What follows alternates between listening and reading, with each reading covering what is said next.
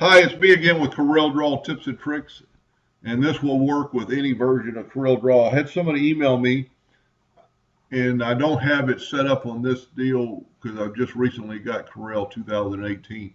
But somebody watched one of my macro videos and said I had a toolbar, and where'd I get the toolbar from?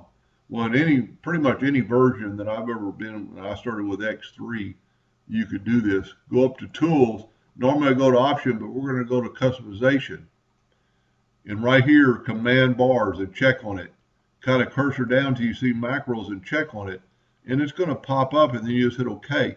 Now you can move this wherever you want, but it's made for recording a macro, playing a macro editor. You can open up the macro editor, and you could put it on your toolbar. But if you don't use macros very much and you're new to it, I wouldn't put it up there and get it lost or get it cluttered. I would just put it right there. And then when you're through with it, playing with it, you can just take it away. But very easily go to Tools, Customization, Command Bars, go down to Macro and check it. And there it is again. So you could play with it at any time and create a macro. And I've got several videos on how to make a macro and what they can do for you. And there's a lot of videos out there on the YouTube on how to do that also. Anyway, hope that helped a little bit. Hope that answered his question, and thank you for watching.